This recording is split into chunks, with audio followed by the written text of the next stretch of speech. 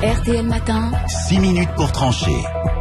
8h24, bonjour Daniel Soulez-Larivière. Bonjour. Vous êtes avocat au barreau de Paris. Bonjour Eric Alt. Bonjour. Vous êtes vice-président d'Anticor. Anticor, je le rappelle, est une association fondée en 2002 pour lutter contre la corruption et rétablir l'éthique en politique. Merci à tous les deux d'être avec nous ce matin sur RTL. Avant de commencer notre débat, je vous propose d'écouter le Premier ministre, Édouard Philippe, hier sur TF1.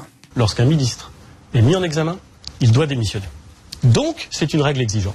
Personne n'a été mis en examen dans cette affaire. La question qui s'est posée, c'est est-ce qu'avant même d'être éventuellement mis en examen, il faudrait que des ministres démissionnent, à la suite, par exemple, d'une dénonciation, d'une lettre, parfois anonyme, d'une accusation. Je ne crois pas qu'on puisse vivre durablement avec un système dans lequel une simple accusation permettrait de démettre quelqu'un. Au micro d'RTL et d'Elisabeth Martichoux ce matin, le président de l'UDI, Jean-Christophe Lagarde, nous disait « Nous sommes rentrés dans une ère de présomption de culpabilité ». Alors, je vous pose la question, est-ce que nous sommes d'abord rentrés dans l'ère de la dictature, de la transparence, le mot important étant dictature? Daniel Soulez-Larivière. Oui, alors, dictature et transparence. Dictature, j'en sais rien. Transparence, c'est un beau fourre-tout valise dans lequel on met tout et n'importe quoi. Oui. Le sujet actuel n'a pas grand-chose à voir avec la transparence. Le sujet actuel a à voir avec le traitement du soupçon. Alors, ce qui se passe, c'est que jadis, on attendait que les gens soient condamnés pour dire que ça fait tirer les conséquences. Ensuite, dans une deuxième phase, on a trouvé que si les gens étaient mis en examen, c'était pas possible qu'ils restent dans des fonctions politiques. Donc, ils ont été sortis. Et là, on a changé le curseur de place. Et maintenant, quand il y a un soupçon avec une enquête préliminaire, les gens se démettent eux-mêmes, les hommes politiques. Donc, ça veut dire que si ce curseur vient à cet endroit-là et changer de place, il faut aussi peut-être que le parquet qui organise les poursuites et l'étude du soupçon réfléchisse aux conséquences politiques de ce qu'il fait. Or, manifestement, les parquets ont tendance, selon la tradition française, à penser qu'ils sont que des bouches de la loi, c'est-à-dire des distributeurs automatiques. Première réaction d'Eric Alt, qu'est-ce que vous pensez de cette situation? Est-ce qu'on va trop loin finalement? Non, je pense que la responsabilité et la confiance sont intimement liées à la démocratie. Les gouvernements ont une dette. Ils sont redevables vis-à-vis de ceux qui les ont élus, de ceux qui les ont désignés. Et donc, dans ces conditions, il faut purger le soupçon. On n'est pas dans une question de responsabilité judiciaire, on est dans une question de responsabilité politique et on redécouvre la responsabilité politique. Il faut purger le soupçon. Oui, sous la Ve République, jamais aucun gouvernement n'est tombé depuis 62 sur une motion de défiance. Les ministres sont justiciables de la Cour de justice de la République, qui est un peu un entre-soi. Le président est irresponsable à la fois pénalement et politiquement. Donc on redécouvre la responsabilité politique. Alors c'est une responsabilité individuelle, mais c'est à mon avis consubstantiellement lié à la démocratie. Daniel Soulez-Larivière, la transparence, la morale sont des vertus en politique et on voit bien que les Français y sont attachés. Non, la transparence n'est absolument pas une vertu. Ah bon? C'est une foutaise d'époque qu'il faut absolument corriger. Une foutaise d'époque? Absolument.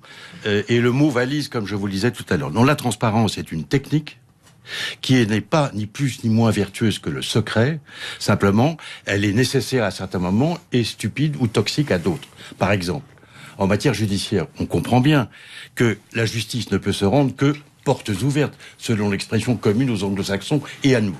Bon, il faut que les gens soient là pour le public puisse être là. C'est portes ouvertes. Mais l'étude du soupçon, normalement, et d'après les textes en principe, doit être secrète. Pourquoi?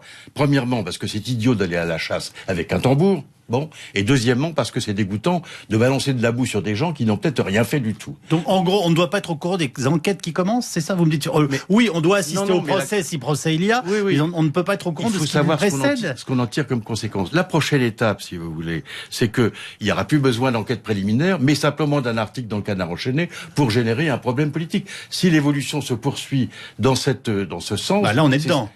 On n'est pas dedans, tout à fait, puisque le Canard a publié un article.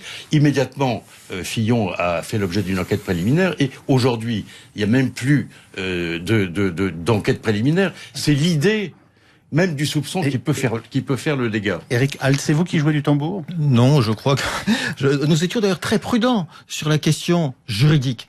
On est dans une enquête préliminaire, effectivement, c'est une affaire complexe et nous n'appelions pas à ces démissions. Mais précisément, on distingue la responsabilité juridique et la responsabilité politique.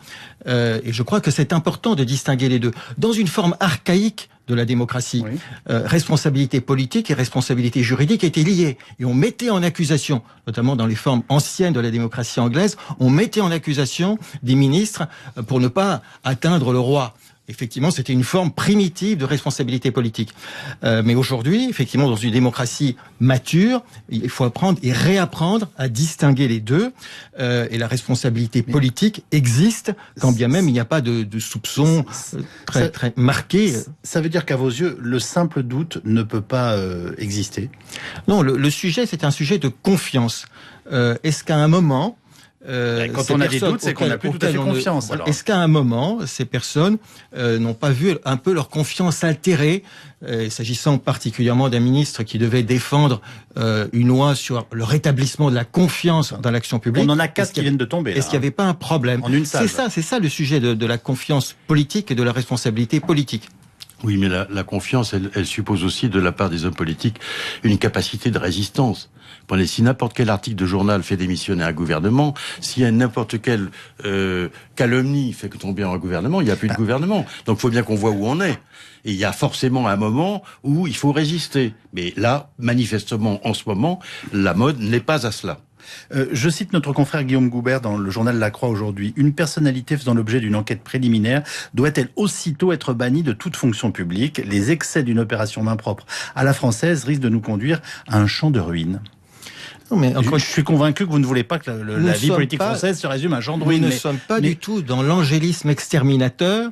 Nous sommes sur la redécouverte de la confiance politique. C'est, à mon avis, bien différent. Mais c'est ce que la Révolution a voulu instaurer avec la loi du suspect. Ça n'a pas très bien marché. Je pense à Muriel Pénicaud, ministre du Travail, ancienne dirigeante de Business France, agence publique visée par une enquête préliminaire. Doit-elle quitter ses fonctions selon vous, Eric Alt? Non, mais il faut trouver un équilibre et considérer les faits au cas par cas. Donc, j'apprends cette information. Je ne dis pas a priori elle doit démissionner. Je m'interroge effectivement sur un moment. Est-ce qu'il y aura une confiance suffisante dans cette personne pour mener les réformes importantes qui lui sont dévolues? C'est ça la question qui se posera et la forme dans laquelle elle se posera. Et c'est sûr qu'avec le développement des fake news, c'est-à-dire des nouvelles bidons, c'est-à-dire de l'instauration de la calomnie comme règle de fonctionnement, on entre dans une période qui est extrêmement dangereuse parce que si personne ne résiste, plus personne ne va résister non plus à la calomnie et au soupçon. Nous sommes d'accord pour dire qu'en tout cas on vient de franchir une étape et que ce qui vient de se passer crée un précédent. Alors on peut le trouver favorable et se dire on est finalement en train de rentrer. Vous souhaitez ce matin, Eric Alt, utiliser le terme de société de confiance.